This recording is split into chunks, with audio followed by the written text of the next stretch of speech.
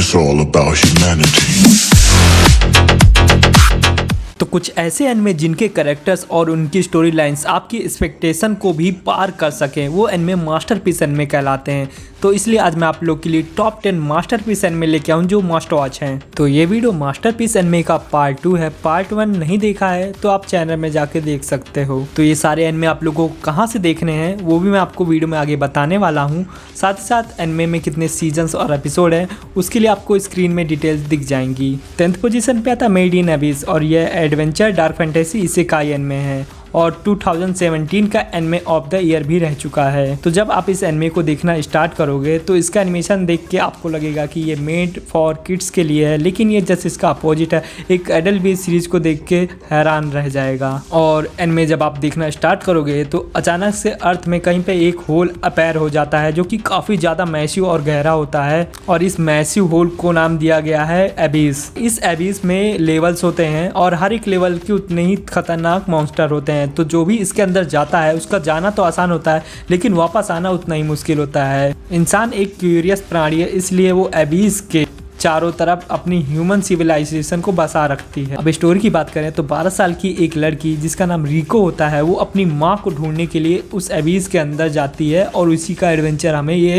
Anime कराता है। अब हमें देखना यह है कि एबिस के अंदर रिको जाके सर्वाइव कर पाती है कि नहीं, साथ साथ अपनी माँ को वापस ला पाती कि नहीं। तो अगर आप लोग को एडवेंचर सीरीज पसंद है तो आप इस सीरीज को जरूर देख सकते हो। 9th पोजीशन पे आता है क्लासरूम ऑफ द एलाइट और ये psychology thrill suspense anime series है। तो स्टोरी फॉलो करती है हमारे मेल लीड कैरेक्टर आयानो कोजी को जिसका एटीट्यूड काफ़ी ऊपर होता है और हमारा मेल लीड कैरेक्टर आयानो कोजी जिसका कोई दोस्त नहीं होता और ये लोगों से ज़्यादा बात भी नहीं करता है। और आयानो कोजी जो कि क्लास डी का स्टूडेंट होता है और जिस स्कूल में पढ़ता है वो स्कूल थोड़ा अलग होता है दूसरे स्कूलों से। और जो ये स्कूल है इसमें आपको 3 साल तक रहना पड़ता है और इसकी सारी फैसिलिटी यूज करनी पड़ती हैं। और इस स्कूल में 1 लाख पॉइंट्स दिए जाते हैं इज इक्वल टू 1 लाख रुपए दिए जाते हैं जिससे आप कुछ भी खा पी सकते हो, खरीद सकते हो। तो एनिमे की स्टोरी क्लास डी से स्टार्ट होती है। तो क्लास डी में हमारा मेल लीड कैरेक्टर होता है। इसमें क्लासेस होती हैं ABCD। अच्छे परफॉर्मेंस दोगे तो आप ऊपर जाओगे और ऊपर वाले नीचे आएंगे। एक तरह के कंपटीशन होता है एक हाई स्कूल में।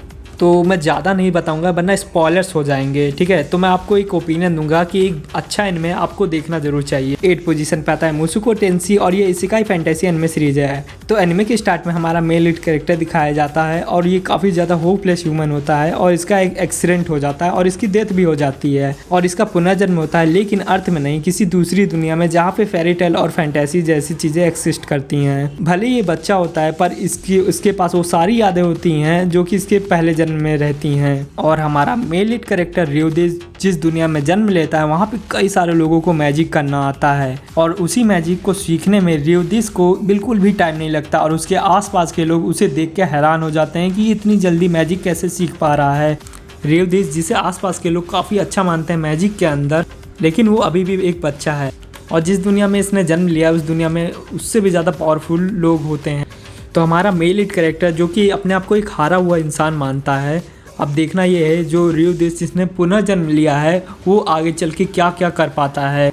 तो मोस्टली जिन्हें एक्शन बहुत पसंद है, एक्शन के फ़ैन हैं, तो ये आपको ज़रूर देखना चाहिए। 7th पोजीशन पे आता है माय हीरो एकेडमी और ये एक्शन कॉमेडी सोनन एनिमे है। तो एनिमे में दिखाया जाता है 80% पीपल्स के पास सुपर नेचुरल पावर होती है, बाकी के 20% लोग के आम इंसान होते हैं। तो अगर 80% लोग के पास सुपर नेचुरल पावर है तो उनमें से कुछ अच्छे और कुछ बुरे लोग भी होते हैं। तो जो लोग अच्छे होते हैं वो लोग मिलकर एक सुपर हीरो सोसाइटी क्रिएट करते हैं और ये लोग उन लोगों की प्रोटेक्शन करते हैं जिनके पास कोई भी सुपर पावर नहीं होती है। और इस दुनिया का जो नंबर 1 हीरो है उसका नाम ऑल माइट है और हमारा मेल लीड कैरेक्टर उसे अपनी इंस्पिरेशन मानता है और उसकी तरह एक सुपर हीरो बनना चाहता है, लेकिन उसके पास कोई भी सुपर पावर नहीं होती। मेल लीड कैरेक्टर की पावर डेवलपमेंट को धीरे धीरे दिखाया गया है जिससे कि आप उसे अच्छे से कनेक्ट हो जाओ और उसे आप पसंद भी करने लग जाओगे। हाँ, एक्शन सीन्स थोड़े कम हैं पर जितने भी हैं सारे जबरदस्त हैं। तो अगर आप लोग को ये सीरीज देखनी है, वैसे तो काफ़ी लोगों ने देखी होगी पर जिन्होंने नहीं देखी मैं उन्हें सजेस्ट करूंगा ये सीरीज आप जरूर देखना। 6th पोजीशन पे था योर लाइन इन अप्रैल और ये romance drama comedy anime series है। तो स्टोरी फॉलो करती है अरेमा कोसे को जो कि एक म्यूजिशियन होता है और पूरी ज़िंदगी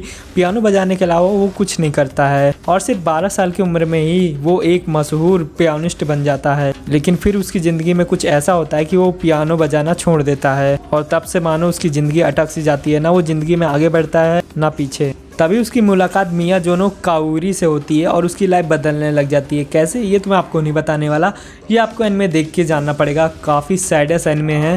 एक म्यूजिशियन के म्यूजिक को लेकर उसकी इमोशंस, उसकी भावनाएं एक्सप्रेस करना कोई आसान काम नहीं है।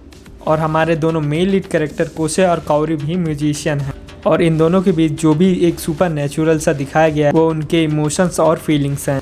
तो बस मैं अब आगे कुछ नहीं कहूँगा, बस मेरा ओपिनियन यही है कि मुझे तो काफ़ी अच्छा लगा है। तो आप लोग चाहो तो आप लोग भी देख सकते हो। 5th पोजीशन पे आता है द प्रॉमिस्ड नेवरलैंड और ये एक sci-fi mystery horror anime series है और स्टोरी फॉलो करती है हमारे 3 मेन लीड कैरेक्टर को, रे, नॉर्मन और एमा। और ये तीनों ही फॉस्टर स्कूल में रहते हैं और पढ़ते हैं। ऐसे तो स्कूल देखने में काफ़ी खुशहाल लगता है, लेकिन इसके पीछे की सच्चाई कुछ और है। ये स्कूल बाहरी दुनिया से बिल्कुल डिस्कनेक्टेड है। अनाथ बच्चों का ख्याल रखने के लिए एक वार्डर है और यहाँ पे एग्ज़ाम भी दिए जाते हैं और हमारे तीनों मेन लीड कैरेक्टर इस स्कूल के सबसे होनहार बच्चे हैं। तो बस मैं आगे और कुछ नहीं कहूँगा वरना स्पॉयलर्स हो जाएंगे। तो बस मैंने जब देखा तो मुझे काफ़ी ज़्यादा अच्छा लगा ये एनिमे और मैं इस रिसेंटली अभी इसके वॉच कर रहा हूँ एपिसोड। तो बस मैं यही कहूँगा, जाके देखो आप इस एनिमे को, अच्छा एनिमे है। तो वीडियो में आगे बढ़ने से पहले अगर आपको वीडियो पसंद आई है तो लाइक कर देना और चैनल को सब्सक्राइब करके बेल आइकन को क्लिक कर देना। और आप लोग को मैं एक इन्फॉर्मेशन दे दूं, अगर आप लोग के सारे एनिमे कहाँ देखने हैं उसके लिए आपको डिस्क्रिप्शन को चेकआउट करना होगा, सारी डिटेल्स मैंने वहीं पे दे रखी हैं। 4th नंबर पे आता है गिनतामा और ये science fiction drama comedy anime series है। कई लोगों को लगता है कि इसका कोई प्लॉट नहीं है, लेकिन मैं तो बता सकता हूँ कि उन्होंने ये एनिमे सर्च तक नहीं किया होगा। तो ये कई सारे शोनन एनिमे का मिक्सचर है और काफ़ी ज़्यादा फनी एनिमे है और इसका खुद का एक प्लॉट भी है। तो जब आप इस एनिमे को देखोगे तो अब आपको समझ में आ जाएगा इसका प्लॉट। देखो, अगर आपको इसका प्लॉट जानना है ना तो आपको इसके बहुत सारे एपिसोड देखने होंगे और थोड़े पेशेंस रखना होगा। बाकी तो कॉमेडी आप लोग को इसमें भर भर के देखने को मिलेगी और एक्शन सीन आपको लास्ट तक बांधे रखेंगे।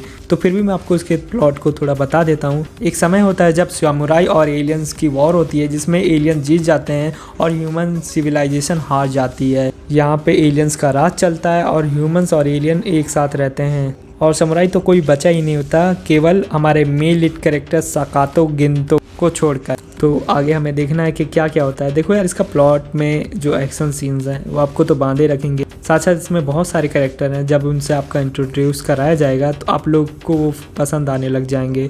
तो उसे आपको देखना है कि नहीं, ये मैं आप पे छोड़ता हूँ। 3rd पोजीशन पे आता है हाईक्यू और ये comedy drama spot anime series है। तो हमारा मेन लीड कैरेक्टर हिनाता एक दिन टीवी में वॉलीबॉल मैच देख रहा होता है, तभी से उसे वॉलीबॉल से प्यार हो जाता है। वो काफ़ी ज़्यादा मेहनत करता है लेकिन स्कूल में केवल वही एक प्लेयर रह जाता है, इसीलिए वो कभी भी एक रियल मैच नहीं खेल पाता। अपने मिडिल स्कूल के लास्ट ईयर में पहुंचते पहुंचते किसी तरह वो 6 बंदे इकट्ठा करता है और इंटर स्कूल मैच में खेलने जाता है और वहाँ उसका सामना होता है एक बहुत ही प्रोफेशनल वॉलीबॉल प्लेयर से। सभी लोग उसे किंग ऑफ द कोर्ट के नाम से जानते हैं। यहाँ हिनाता की टीम हार जाती है उस प्रोफेशनल वॉलीबॉल प्लेयर से और यहाँ पे वो ठान लेता है कि वो एक बेस्ट वॉलीबॉल प्लेयर बन के दिखाएगा। और आगे क्या क्या होता है ये सब जानने के लिए आपको इस सीरीज को देखना होगा। 2nd पोजीशन पे आता है black clover, adventure fantasy shonen anime है ये और स्टोरी फॉलो करती है हमारे मेल लीड कैरेक्टर आस्था को, जिसका सपना है एक विजार्ड किंग बनना। और विजार्ड किंग के पास होती है बहुत ज़्यादा मैजिक की पावर, लेकिन हमारे मेल लीड कैरेक्टर आस्था के पास कोई भी मैजिक की पावर नहीं होती है। और यहीं उसका दोस्त होता है यूनो, जिसके पास मैजिक की पावर होती है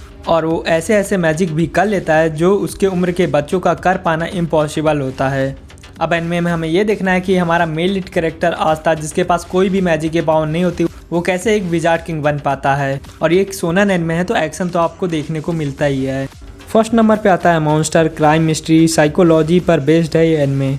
एक बार बता दूं, बिगनर्स इस एनिमे को ना देखें और जितनी डार्क और ग्रूसम इसमें दुनिया दिखाई जाती है उतनी है, उससे ज़्यादा बढ़ा चढ़ा के नहीं दिखाई गई।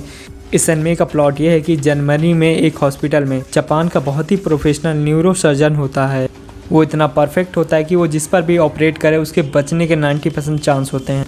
पहले ही एपिसोड में वो एक प्रॉब्लम में फंस जाता है कि उस बच्चे को बचाया जाए जो हॉस्पिटल में पहले लाया गया, कि फिर उस पॉलिटिशियन को बचाया जाए जिसे बचाने के लिए ऊपर से ऑर्डर्स आए।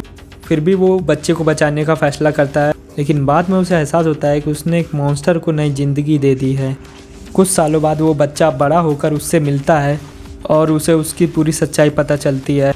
तब वो उसे खत्म करने का फैसला करता है। उस बच्चे का नाम होता है योहान लीबर और एनिमे में मैंने जितना भी देखा है योहान को बहुत ही कम स्क्रीन टाइम मिला है। इसमें कई सारे एपिसोड में साइड कैरेक्टर्स हैं तो उनकी भी काफ़ी ज़्यादा लाइफ रियलिस्टिक तरीके से दिखाई गई है, इसी वजह से ये नंबर 1 पोजीशन डिजर्व करता है। तो आज की टॉप 10 मास्टरपीस एनिमे की वीडियो यहीं पे ख़त्म होती है। वीडियो अच्छी लगी हो तो लाइक कर देना और इसी तरह के कंटेंट के लिए चैनल को सब्सक्राइब करके बेल आइकन को क्लिक कर देना। It's all about humanity.